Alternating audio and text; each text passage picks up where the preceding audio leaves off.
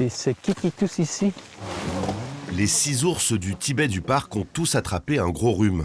Ils sont tous passés quoi. Ça a commencé avec Giovanna, et après les autres.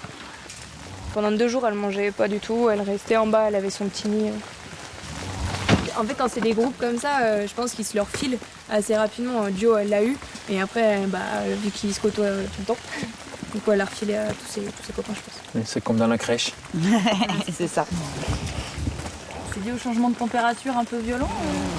On pensait que c'est à cause de la pluie et du vent assez fort la semaine passée. Ouais, c'était le vent vachement fort. Ouais. Mais ça colle vraiment avec le gros épisode où il y a eu beaucoup de vent à un moment. Là, il y a eu 2 jours où c'était la tempête. Et souvent, humidité et vent, c'est pas terrible. C'est comme nous si on restait en plein vent, tout mouillé. Bon. Il était temps que Wouter arrive pour soigner tout le monde alors? Il était temps. Ou alors ils sont tous tombés malades quand ils savaient qu'il arrivait. Donc ils se sont dit c'est bon, vous êtes là, on peut tomber malade. Clémence, la soigneuse, joue la carte de l'humour. D'autant que les ours habitués au froid sont en passe de se guérir tout seuls.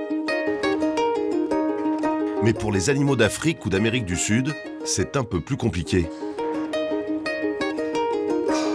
Après les ours, Wouter doit aller vérifier l'état de santé d'un de ses autres protégés. Allô? Oui. Tu peux entrer?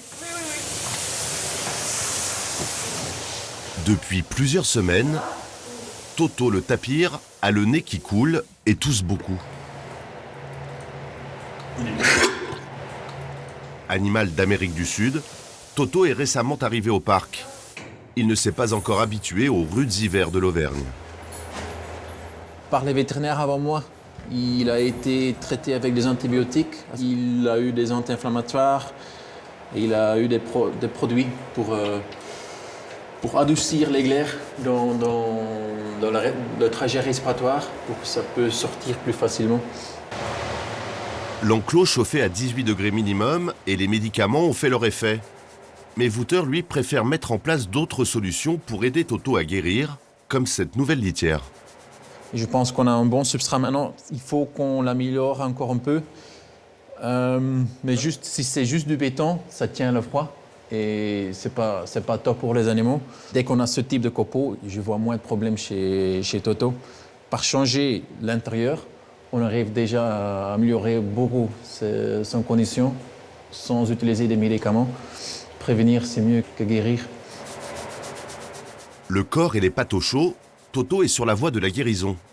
Mais avant de partir, Wouter n'oublie pas de lui prodiguer des soins qui ont fait leur preuve depuis longtemps. La calinothérapie. Il aime bien ça apparemment. Tous les tapirs.